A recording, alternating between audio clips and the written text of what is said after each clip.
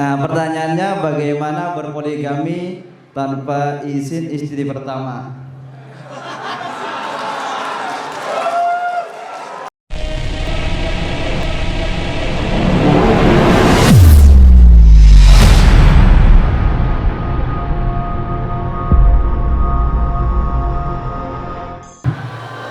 Bismillahirrahmanirrahim.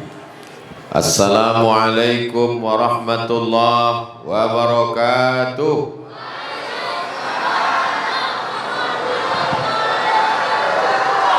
Alhamdulillah wassalatu wassalamu ala rasulillah Sayyidina wa maulana wa syafi'ina wa zuhrina wa qurrati a'yunina Muhammad wa ala alihi wa sahbihi wa man da'a bi da'watihi wa istanna bi sunnatihi ila yaumi liqa'i rabbih wa ba'du. Hadratil muhtaramin wal mukarramin, para kiai, para alim, para ulama, para asatiz, tokoh masyarakat Indonesia yang ada di kota Makkah Al-Mukarramah, hadirin hadirat semuanya insyaallah dimuliakan Allah Subhanahu wa taala. Amin ya rabbal alamin. Malam ini majlis kita adalah tasyakkuran khatmil Quran. Dalilnya dari hadis yang diriwayatkan oleh Sayyidina Anas bin Malik radhiyallahu anhu. Wa kana Anas ibnu Malikin idza khatimal Quran jama'a ahlahu. Anas bin Malik itu kalau khatam Quran dia kumpulkan keluarganya, wa auladahu, istrinya, anak-anaknya, yad'u, dan mereka berdoa bersama-sama kepada Allah Subhanahu wa taala ingin mendapatkan barokah Al-Qur'an. Ini yang kita lakukan malam ini adalah perbuatan yang dilaksanakan oleh sahabat, dilanjutkan oleh para tabi'in, tabi'in, sampailah sudah 1400 tahun lamanya. Insyaallah syiar yang kita lakukan malam ini akan dilanjutkan oleh anak cucu kita sampai hari kiamat insyaallah. Ada ustadz yang berceramah, mari baca Quran, mari khatamkan Quran, mari buat majelis khatam Quran. Tapi masyarakat Indonesia yang ada di kota suci Makkah Al-Mukarramah malam ini tidak hanya sekedar ceramah tausiah, tapi langsung melaksanakannya. Lisanul hal, perbuatan, afsah min lisanul hal, perbuatan, action yang langsung dilaksanakan, afsah, lebih menyentuh hati manusia daripada hanya sekedar lisan, kata-kata, ceramah, khutbah, tausiah, tabligh akbar. Mudah-mudahan majelis khatmil Quran ini terus diadakan setiap bulan insyaallah. Dalam kitab Al-Itqan fi Ulumil Quran yang ditulis oleh Al-Hafiz Jalaluddin Abdurrahman As-Suyuti, apa kata beliau? Wa kana aqwiya'us sahabah, sahabat Nabi yang paling kuat membaca Quran, yaktimul Qur'ana, mereka itu menghatamkan Quran fi sab'in, 7 hari, wa fi syahrin, 1 bulan, wa fi sanatin, wa fi syahrin wa syahraini, 1 bulan dan 2 bulan. Sebagian memakruhkan kurang dari 24 jam, sebagian memakruhkan lebih dari 40 hari. Tapi itu semuanya ijtihad ulama. Oleh sebab itu Imam Abu Zakaria Yahya bin Syaraf An-Nawawi mengatakan ini tergantung situasi dan kondisi masing-masing. Ada orang yang sangat sibuk sehingga tidak bisa menghatamkan 1 bulan, tapi paling tidak ma la yudraku kulluh, la yudraku kulluh, yang tidak bisa melaksanakan semuanya jangan tinggalkan semuanya. Ada yang bisa cuman membaca surat Yasin, tidak masalah, karena dalam muqaddimah surat Yasin, dalam tafsir Abul Fida Ismail Ibnu Katsir, tafsir Al-Qur'anil Azim, beliau mengatakan, menyebutkan satu riwayat, man qara'a Yasin fi lailatin, siapa yang membaca Yasin pada suatu malam, malam Senin, malam Selasa, malam Rabu, malam Kamis, malam Jumat, malam Sabtu, malam Ahad, fi lailatin, dalam suatu malam, asbaha maghfuran lah, pada waktu subuhnya dia sudah diampunkan Allah Subhanahu wa taala. Ada pula hadis riwayat dari Abdullah bin Mas'ud radhiyallahu an. Apa kata beliau? Diriwayatkan dari Nabi Muhammad sallallahu alaihi wasallam, man qara'a surat al-kahfi yaumal jumu'ah, siapa yang membaca surat al-kahfi malam Jumat, pagi Jumat, siang Jumat, hari Jumat, adha'a lahu min nur, maka Allah memberikan dia cahaya ma bainal jumu'ataini, dari satu Jumat sampai ke Jumat berikutnya, maka dia mendapatkan kemuliaan. Maka yang tidak bisa mengkhatamkan Quran, dipilihnya beberapa surat. Ada surat Yasin, ada surat Al-Mulk, 30 ayat yang kalau dibaca malam, maka Allah menyelamatkannya dari azab kubur. Satu lagi surat yang dibaca menyelamatkan dari minal faqah, daripada fakir. Di antaranya ada surat idza waqa'atil waqi'ah. Adapun membaca surat-surat pilihan itu berdasarkan hadis-hadis. Adapun yang membantah mengatakan hadisnya dhaif, maka kata Imam An-Nawawi, ajma'al ulama ala jawazil amali bil hadis dhaif. Ulama ijma' boleh mengamalkan hadis dhaif. Lalu kemudian kata Imam As-Suyuti dalam Tadribir Rawi Syarah Taqrib An-Nawawi, bersyarat 5. Yang pertama, bukan dalam masalah akidah. Yang kedua, bukan dalam masalah hukum halal haram. Yang ketiga, tidak ada periwayatnya yang kadzab, penipu, karena kalau periwayatnya kadzab, hadisnya maudhu, palsu. Yang keempat, masih bernaung di bawah hadis sahih. Dan yang kelima, untuk fadail a'mal. Jadi kalau dibacakan hadis-hadis dhaif untuk fadail a'mal, maka tidak masalah. Begitu kata ulama-ulama besar. Tapi hadis-hadis yang saya bacakan ini sahih, tidak ada dhaif. Iqra'ul Qur'an, bacalah Quran, fa innahu ya'ti yaumal qiyamah.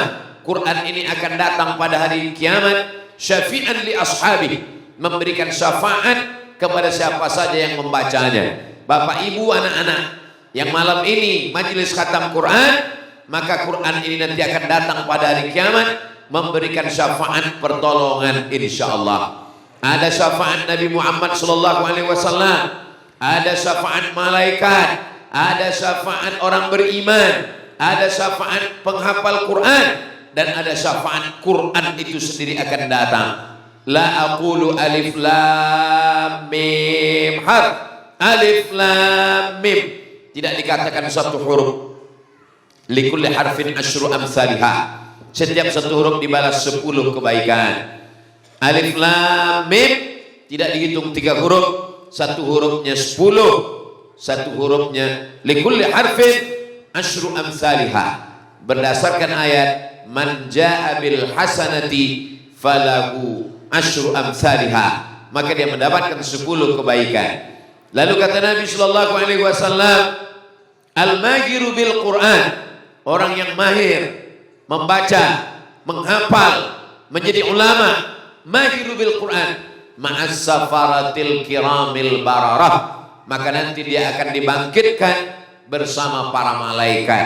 Idza samaa'un fatarat, langit terbelah, wa idzal kawakibun tasarat, planet bertabrakan, wa idzal biharu fujirat, lautan diledakkan, wa idzal quburu bu'sirat, ketika semua yang mati dikubur dibangkitkan, maka para penghafal Quran, pembaca Quran ini akan dibangkitkan bersama malaikat insyaallah.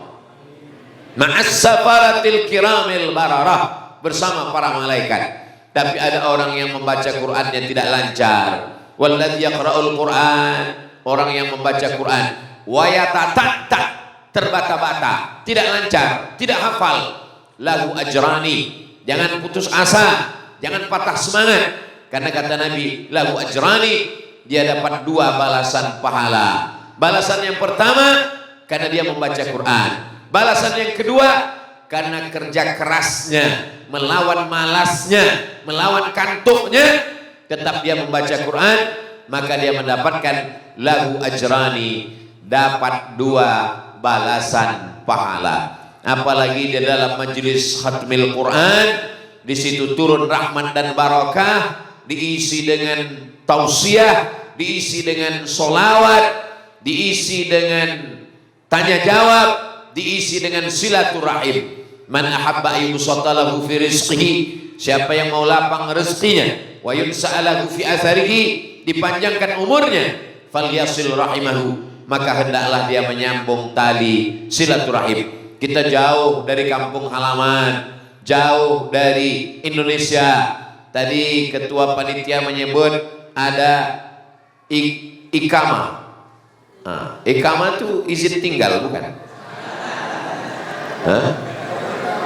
Ikatan Persaudaraan Madura. Saya tidak dapat membalas solawat yang dirangkai dengan kata-kata itu, masya Allah, luar biasa. Kalau Tuan, saya balas pakai pantun aja deh ya. Lupa pula pantunnya. Kalau Tuan pergi ke keramat, jangan lupa membawa kacang polong.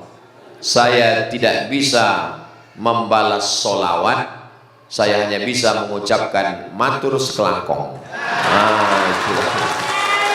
Allahu Akbar.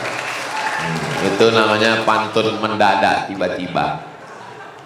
Walaupun kita jauh dari Pulau Madura, jauh dari negara kesatuan Republik Indonesia, zaman sebelum ada pesawat terbang 1 bulan, 3 bulan mereka dulu naik kapal laut, dipukul ombak, dihempas gelombang untuk sampai ke tanah suci ini.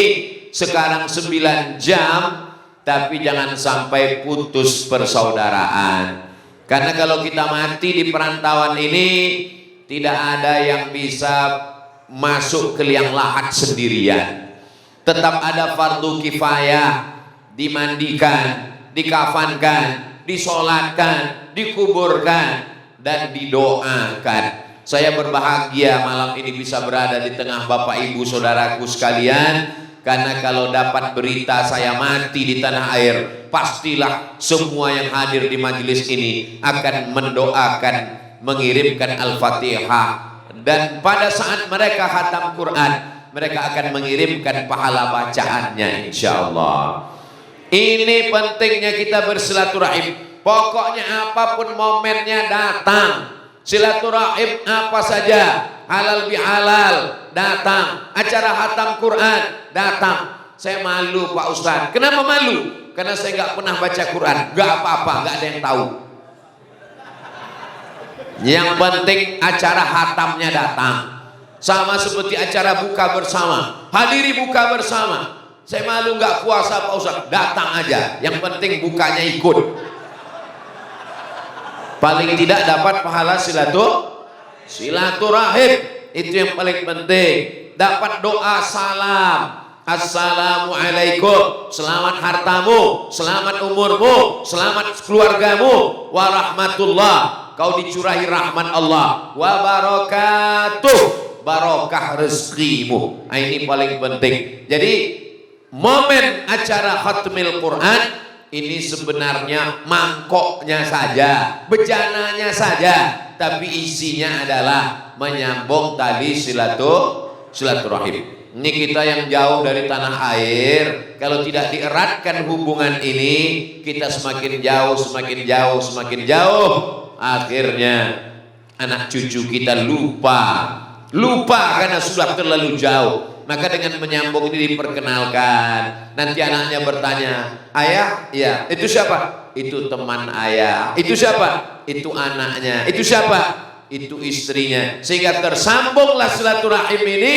Maka Nabi mengatakan, la yadkhulul jannah, tidak masuk surga, qati'ur rahim, orang yang memutus tali silaturahim. Dan silaturahim kita ini isinya baik-baik semua. Tidak ada yang tidak baik. Sholawat baik, kata sambutan baik, membaca Quran baik, tausiah baik, tanya jawab baik, doa baik. Maka ini akan dilanjutkan oleh generasi yang akan datang sampai hari kiamat insyaallah.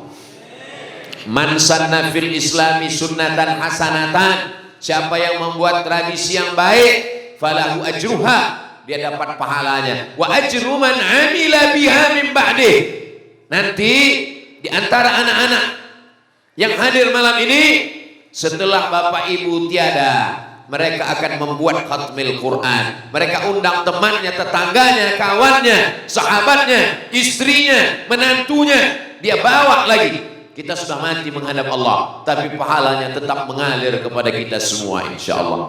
Ini cara pendidikan. Tidak bisa hanya disuruh. Nanti kalau kamu sudah besar tolong buat acara khatmil Quran, dia tidak pernah melihat bagaimana format acaranya, bagaimana caranya. Malam ini dia langsung menyaksikan. Dia akan ingat, dulu ayah saya, ibu saya membuat acara ini. Maka setelah mereka tiada, saya pun akan membuatnya. Apa yang kita ajarkan hari ini, itu yang akan mereka laksanakan. Jangan sampai anak kita buat acara karaoke sampai subuh, karena itu dulu yang diajarkan orang tuanya. Tapi yang dibuatnya adalah acara khatmil Quran. Ada sambutan, ada silaturahim, ada baca Quran, ada tausiah, ada tanya jawab, ada doa. Maka ini majlis yang diturunkan Allah rahmat dan barokah insyaallah.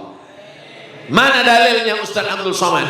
Wa idza quri'al Qur'an, kalau Quran dibacakan, fastami'u lahu, dengar baik-baik, wa ansitu, diam, la'allakum turhamun, turun rahmat Allah. Mendengar saja turun rahmat Allah, apalagi membaca, apalagi memahami, apalagi bersilaturahim. Dibacakan Quran di kamar, turun rahmat di kamar. Dibacakan Quran di kubur, turun rahmat di kubur. Dibacakan Quran di rumah, turun rahmat di rumah. Dibacakan Quran ini di mana ini? Di hotel. Nah, saya pura-pura bertanya, tahu saya di hotel. Dibacakan di convention hall, di ruang pertemuan, di hotel. Maka turunlah rahmatnya, dan kita mendapatkan rahmat itu insyaallah. La yudkhilal jannata ahadakum amaluhu, tidak ada di antara kamu yang masuk surga karena amal. Wala anta ya Rasulullah, engkau pun tidak masuk surga karena amal. Wala ana, aku pun tidak masuk surga karena amalku. Illa ayyataghammadani Allahu bi rahmatih, masuk surga karena rahmat kasih sayang Allah. Bagaimana cara mendapatkan kasih sayang Allah? Cara mendapatkannya adalah melalui perantaraan Al-Quran. Itulah yang ada dalam doa khatmul Quran. Allahumma arhamna bil, ya Allah turunkan rahmatmu kepada kami bil Quran, dengan Al-Quran. Rahmat itu tidak akan turun, tapi dengan Al-Quran dia lebih cepat turunnya. Apapun yang menempel kepada Quran, dia menjadi mulia. Kertas biasa saja, kertas dijadikan pengusap mulut, kertas dijadikan pengusap ingus, kertas dijadikan pengusap keringat. Ini kalau diteruskan entah kemana-mana nanti. Kertas biasa saja menjadi kotoran, sampah. Tapi begitu di kertas itu dituliskan Bismillahirrahmanirrahim, maka kertas menjadi mulia. Tidak boleh dipegang kecuali orang yang berwudu. La yamassuhu illal mutahharun. Tidak boleh dibuang ke jalan, tak boleh dilangkahi. Kenapa? Kertas yang hina, yang rendah menjadi mulia karena Al-Quran. Malam Sabtu, malam Ahad, malam Senin, malam Selasa, malam Rabu, malam Kamis, malam Jumat. Tapi malam itu menjadi mulia karena ada Al-Quran di dalamnya. Mana dia? Itulah dia malam yang disebut dengan Lailatul Qadar. Malam itu menjadi malam mulia. Qadar artinya mulia. fulan lahu qadar, dia orang yang mulia. Malam itu menjadi mulia karena turun Al-Quran. Inna anzalnahu fi lailatul qadar. Bulan Muharram, Safar, Rabiul Awal, Rabiul Akhir, Jumadil Awal, Jumadil Akhir, Rajab, Sya'ban. Tapi bulan itu menjadi bulan mulia karena turunnya dia. Itulah satu-satunya bulan yang disebutkan dalam Al-Quran. Syahrul Ramadhan alladzi unzila fihil Quran. Malam menjadi mulia karena Quran. Bulan menjadi mulia karena Quran. Gua, banyak gua yang lebih besar, gua yang lebih tinggi, gua yang lebih dalam, gua yang lebih cantik di Indonesia, di gunung-gunung banyak gua. Tapi kenapa orang naik ke atas gua itu ingin melihat gua itu menjadi mulia? Karena di dalam gua itulah turun 5 ayat. Pertama, Iqra bismi rabbikal ladzi khalaq, khalaqal insana min 'alaqin, Iqra wa rabbukal akramul ladzi 'allama bil qalam, 'allamal insana ma lam ya'lam. Berbondong-bondong, berduyun-duyun orang naik ke atas. Kenapa? Karena kemuliaan Al-Quran. Cobalah Bapak Ibu naik ke atas bertanya kepada mereka, kenapa kamu datang kemari? Karena mau buat video konten, Pak Ustadz. Kenapa kamu naik ke atas ini? Karena kami melihat ada video Ustadz Somad di atas, kami ingin melihat. Banyak yang napasnya putus di tengah jalan. Karena Allah Subhanahu wa ta'ala menurunkan kemuliaan kepada orang. Bagaimana kalau Quran itu bersarang di dadanya, bersemayam di kepalanya, 30 juz. Bapak Ibu yang paling beruntung adalah orang yang punya anak penghafal Quran. Satu hari dia ulang hafalannya 2 juz, 1 bulan dia khatam 2 kali, dan 1 tahun dia khatam 24 kali. Itulah orang yang berjasa mengandung anak 9 bulan 10 hari, tapi dapat pahala bacaan Quran setahun 24 kali. Mudah-mudahan anak-anak kita ini menjadi para penghafal Quran, insyaallah. Berapa banyak orang Indonesia, Pulau Jawa, Kalimantan, Sulawesi, Sumatera, Pulau Madura yang diberikan Allah kesempatan beramal, beribadah, sekaligus dapat mencari nafkah di kota suci Makkah, meninggal tidak meninggalkan apa-apa. Tapi kalau Bapak Ibu punya rezeki, dikirim ke kampung halaman, buatkan pondok pesantren tahfiz Quran, bangunkan masjid, di samping masjid ada sekolah menghafal Quran, bersanad sampai kepada ulama ahli qiraat yang ada di kota suci Makkah Al-Mukarramah. Itulah yang akan mengalir sampai hari kiamat. Yang duitnya banyak, bertahun-tahun di kota suci, dapat uang banyak, di kampung kebun sawah luas, duit banyak, rumah besar, mobil besar, istri besar. Tapi kalau dia lupa untuk membangun masjid, membangun pesantren, maka itu hanya tinggal kenangan semata. Jadi malam ini memang namanya Majelis Khatmil Quran, tapi yang ingin kita sampaikan semua aspek silaturahimnya, infak, wakaf, zakat, sodakohnya, semangat bekerjanya. Saya tidak ingin karena malam Khatmil Quran, lalu setelah ini semua saudara-saudara saya ini pulang tidak semangat lagi bekerja. Pas ditanya gimana, apa program ke depan, saya mau mati aja. Semangat tetap cari duit, semangat bekerja, semangat mengurus iqamah, semangat untuk mencari dunia. Tapi dunia bukan tujuan kita. Dunia ini hanya jembatan, dunia ini hanya transport. Tujuan akhir kita adalah akhirat. Dengan dunia tak mungkin kita mencapai akhirat. Tanpa dunia tak mungkin kita akan sampai. Laisa bi khairikum man taraka dunyahu li akhiratihi. Orang yang baik bukan yang meninggalkan dunia, wala akhiratahu li dunyahu, bukan yang meninggalkan akhirat. Liyusiba minhuma jami'an, dapat kedua-duanya. Rabbana atina fid dunya wa fil akhirati hasanah. yang dapat fid dunya hasanah wa fil akhirati hasanah, itu insya Allah saudara-saudara saya yang bekerja di Makkah Al-Mukarramah ini. Akhiratnya dapat, umrohnya dapat, sholat berjamaahnya dapat.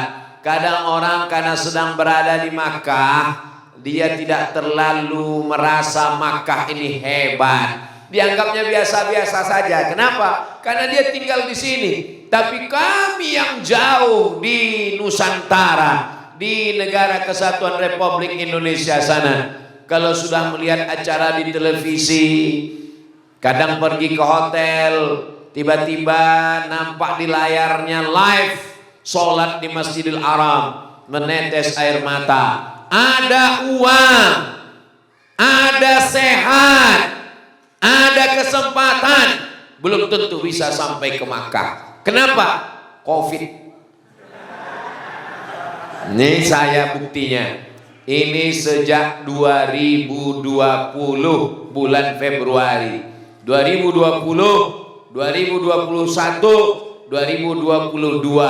2023 baru datang. Badan sehat, walaupun tidak kaya, duit untuk tiket ada, tapi saya tidak sampai ke tanah suci ini. Kenapa? Karena saya takut ditusuk hidung. Kawan saya yang pulang saya tanya, saya rindu dengan Mekah, mau pingin berangkat gimana? Masya Allah Mat, kata dia, naik pesawat tusuk, turun pesawat tusuk, mau masuk masjid tusuk, keluar hotel tusuk, masuk hotel tusuk, hampir sebesar terowongan Mina. Saya takut, saya bilang nantilah kalau sudah tidak ada lagi baru. Akhirnya Februari 2023 inilah baru sampai melepas kerinduan. Akhirnya sampai. Jangan sampai kita seperti ayam mati di lumbung. Di lumbung padi ayam mati, padinya banyak.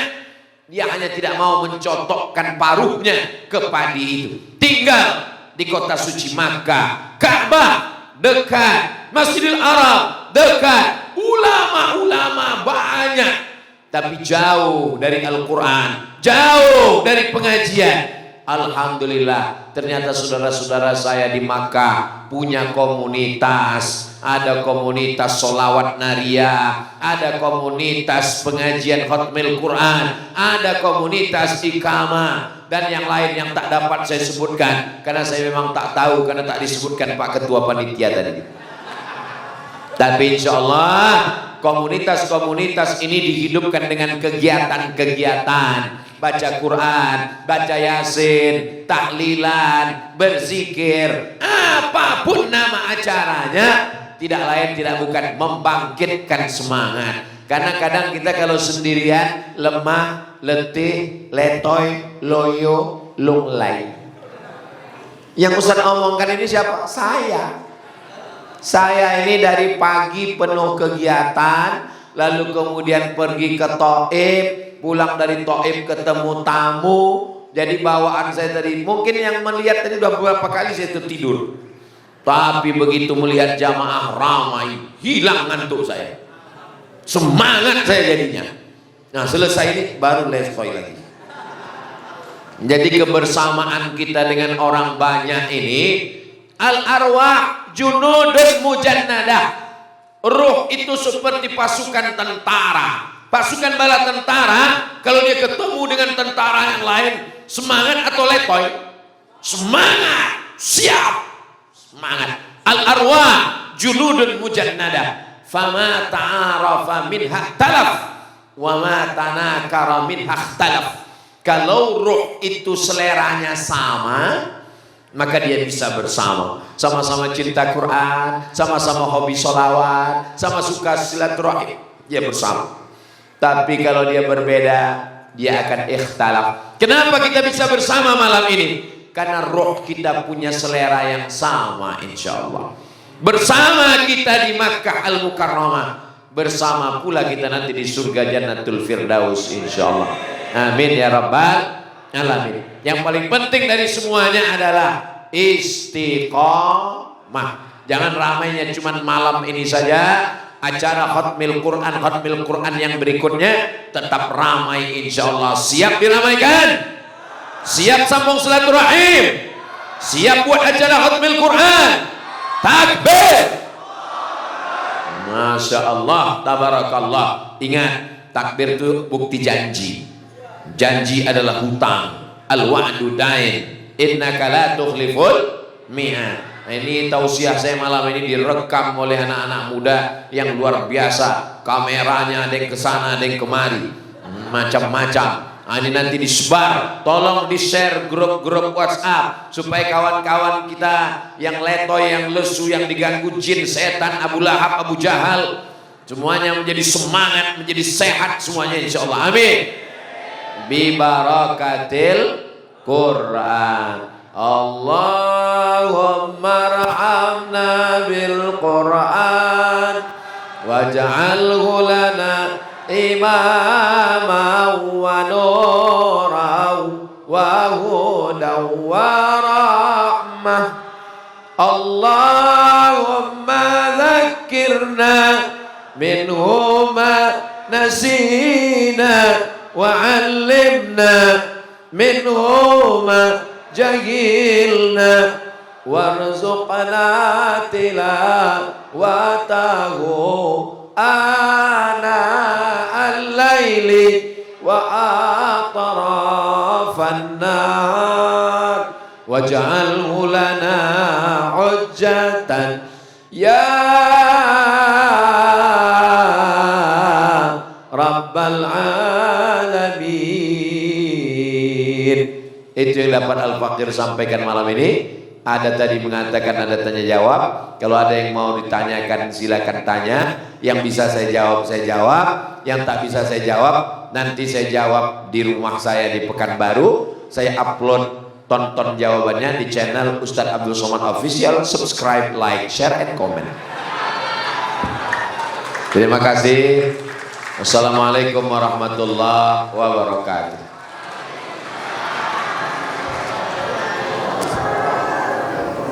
Jazakumullah khairan katsira.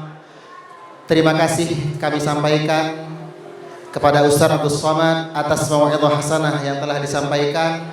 Semoga akan bermanfaat, menjadi tambahan ilmu kepada kita serta siraman rohani. Amin amin ya rabbal alamin. Sesuai yang kami sampaikan tadi, setelah mau'izah hasanah yang beliau sampaikan adalah sesi tanya jawab. Maka kami persilahkan kepada hadirin hadirat, mungkin ada yang ditanyakan, kami persilahkan. Assalamualaikum warahmatullahi wabarakatuh. Semoga Ustaz selalu diberi kesehatan. Izin bertanya, kami Abdul Sabur mewakili teman kami. Bagaimana beliau bertanya bagaimana berpoligami tanpa istri pertama.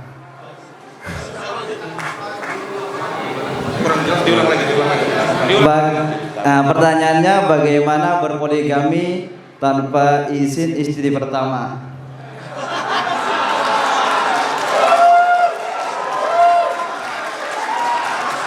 Satu lagi, dua lagi, siapa lagi? Dua lagi.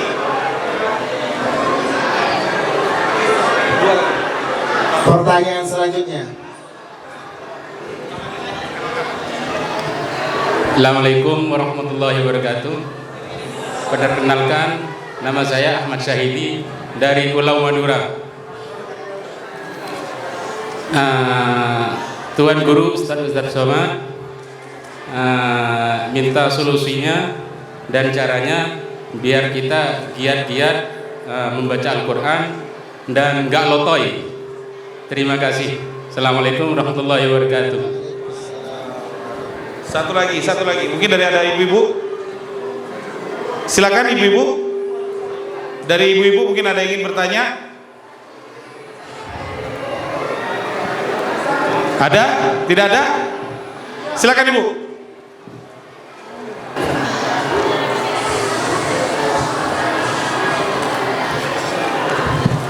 Assalamualaikum warahmatullahi wabarakatuh.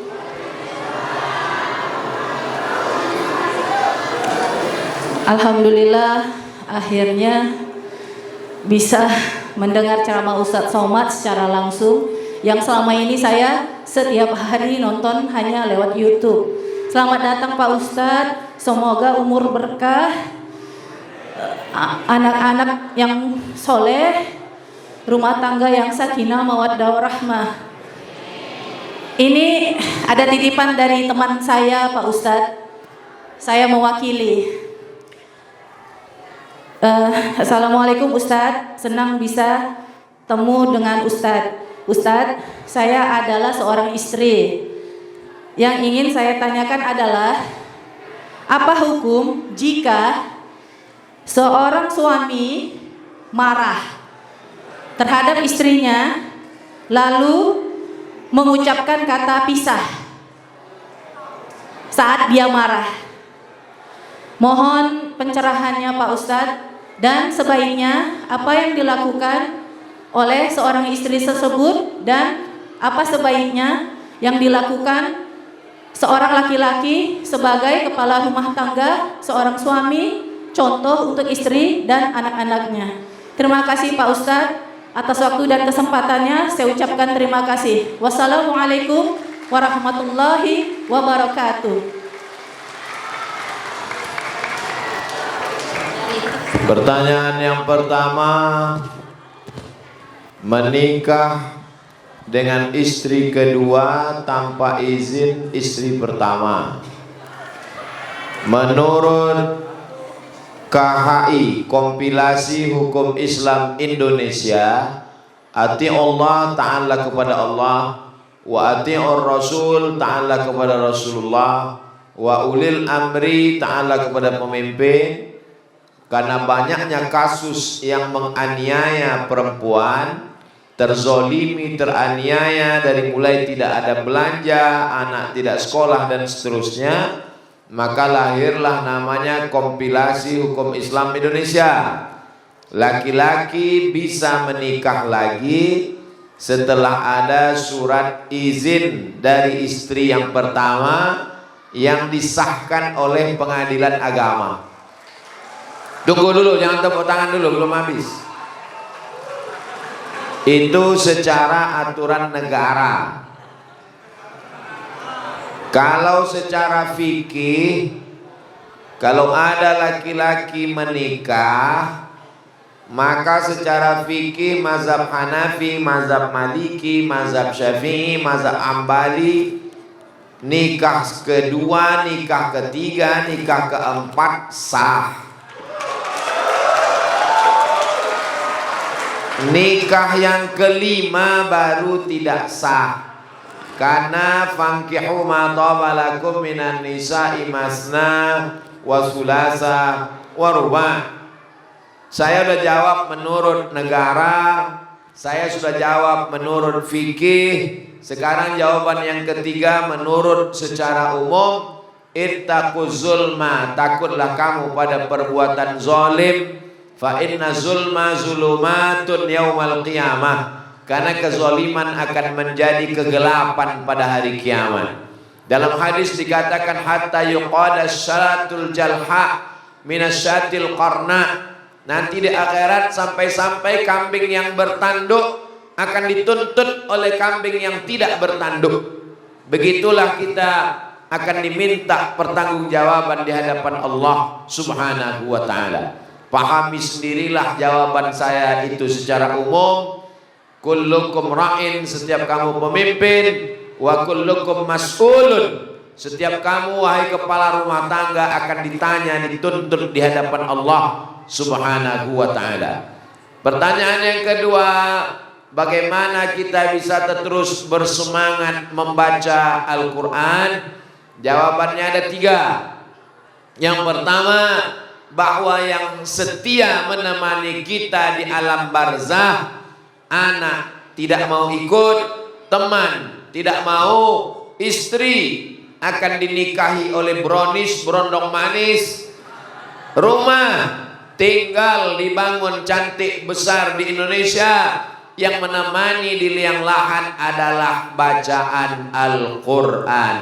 Maka saat kita baca Quran, yakinlah inilah yang benar-benar setia menemani saya. Maka saya juga setia membacanya tiap malam Yasin, membaca surat Al-Kahfi, membaca surat Al-Muluk, membaca Al-Waqi'ah, membaca Khatam.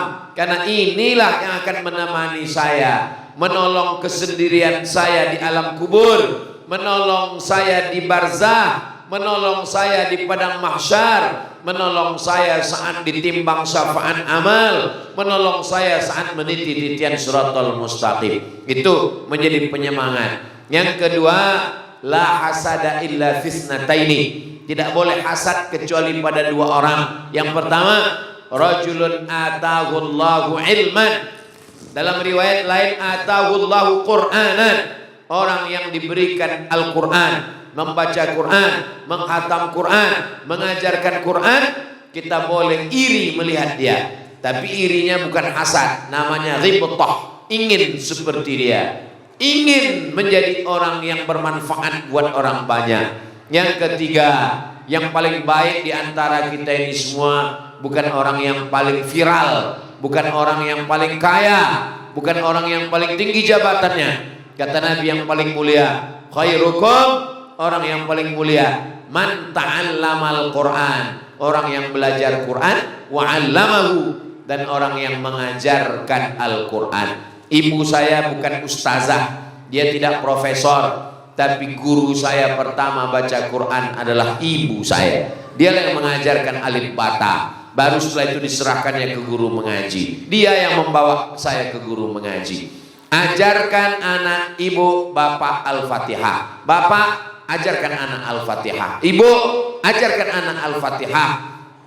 Sanad Fatihah dia pertama adalah ibu dan bapak, karena dia akan jadi imam, dia baca Al-Fatihah. Dia akan tahlil, dia baca Al-Fatihah. Satu hari dia baca Fatihah 17 kali. Itu akan mengalir sebagai amal jariah. Itu membuat kita terus bersemangat. Mati itulah yang membuat kita semangat beramal untuk hidup. Jadi kalau ada orang mengatakan jangan cerita mati, saya akan terus cerita mati. Karena dengan mati itulah saya bersemangat untuk beramal, mencari bekal menghadap Allah Subhanahu wa taala. Pertanyaan yang ketiga, bagaimana kalau suami marah dan ketika dia sedang marah keluar dari mulutnya pisah, maka ada kata-kata kalau diucapkan langsung jatuh talak. Contohnya, aku ceraikan engkau, jatuh talak. Kita berpisah, jatuh talak. Anti talik, jatuh talak. Tapi ada kalimat-kalimat yang bunyinya kinayah, kiasan. Pulanglah kamu. Kalau ibu diusir suami, suami mengatakan pulanglah kamu. Jangan pulang, tanya dulu maksud lo. Karena kalau niat dia cerai jatuh talak, tapi kalau niat dia tidak, maka tidak jatuh talak. Talak terbagi dua. Yang pertama talak sharih, talak jelas. Yang kedua talak kinayah, talak tidak jelas. Kalau dia katakan jelas, kau ceraikan kau, kamu ku talak, tak usah tanya lagi, berarti sudah jatuh talak satu. Tapi kalau kalimatnya kinayah, maka tanya dia, apa maksudmu guys? Nah kalau kata dia, enggak, aku tak ada maksud talak, cuman tentang masalah marah yang sampai kehilangan akal, kehilangan kendali, maka tidak jatuh talak. Tapi kalau marahnya hanya marah setengah, siapa yang paling tahu? Dirinya sendiri. Tanya ke ustadz ini, lain jawabannya. Tanya ke ustadz ini, lain jawabannya. Lalu bagaimana? Lapor ke pengadilan, maka hakim akan menjatuhkan. Kata hakim, setelah melihat dari laporan ini, indikasi yang kami baca, ini memang marahnya sudah sampai ke ubun-ubun, hilang kesadaran, tak jatuh. Maka saya tak mau menjawab tentang dia jatuh tak jatuh, karena yang paling kuat keputusannya adalah hakim. Fasultanu waliyun man la waliyalaha. Hakim menjadi wali bagi perempuan yang tak punya wali. Bagi yang bingung masalah talak, yang bingung masalah warisan, laporkan ke pengadilan agama. hakim akan memutuskan perkara itu lebih kuat daripada fatwa ustadz. Karena kalau suaminya punya ustadz, istrinya juga punya ustadz tuh mereka laga berdua. Ustadz kok tahu? Saya sudah sering kena. Masalah warisan, kelompok ini mengatakan begini, kelompok ini mengatakan begini. Ustadz ini dilaganya. Maka serahkan ke pengadilan agama, tulis kronologisnya, nanti hakim yang akan menjatuhkan putusan. Itulah jawaban dari 3 pertanyaan. Mudah-mudahan ada manfaatnya. Di akhir majelis mari kita sama berdoa kepada Allah. Semoga Allah menurunkan rahmat barokah, diberikan rezeki yang bisa membuat kita berwakaf, berinfak dan bersedekah. Dijadikan keluarga kita sakinah, mawaddah warahmah. Anak keturunan kita saleh dan salihah. Dan akhirnya kita husnul khatimah. Bibarakati Sayyidina Muhammad sallallahu alaihi wasallam wa bisirril Fatihah. A'udzu billahi minasy syaithanir rajim. Bismillahirrahmanirrahim. Alhamdulillahi rabbil alamin. Ar-Rahmanir Rahim. Maliki yaumiddin. Iyyaka na'budu wa iyyaka nasta'in. Ihdinas siratal mustaqim. Siratal ladzina an'amta 'alaihim ghairil maghdubi 'alaihim waladdallin. Amin. Allahumma shalli ala sayyidina Muhammad wa ala ali sayyidina Muhammad. Assalamu alayka ya Rasulullah. Ya Rabbi bil Mustafa balligh maqasidana waghfir lana ma madha ya wasi'al karami. Antal habibul ladzi turja syafa'atuhu li kulli haulin minal ahwali muqtahami. Allahumma inna natawassalu ilaika bijahi nabiyyika Muhammad sallallahu alaihi wasallam wa bi sirril Fatihah wa bi karamatil Quran.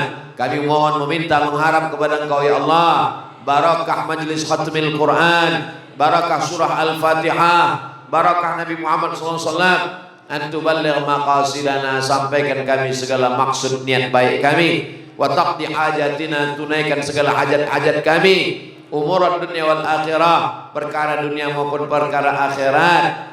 Allahumma ya qadiyal hajat, ya rafi'an darajat, ya man qadha amran innama yaqulu lahu kun fayakun. Anzilna munzalan mubarakan wa anta khairul munzilin. Allahumma arzuqna rizqan halalan tayyiban mubarakan fih. Allahumma anzilis sakinata fi qulubina. Allahumma ij'alna minal mutahabbina bijalalik. Allahumma arhamna bil Qur'an. Allahumma ij'alil Qur'ana rabi'a qulubina wa dhihaba husnina wa humumina wa ghumumina. Allahumma arzuqna tilawatahu ana al-laili wa atrafan nahar.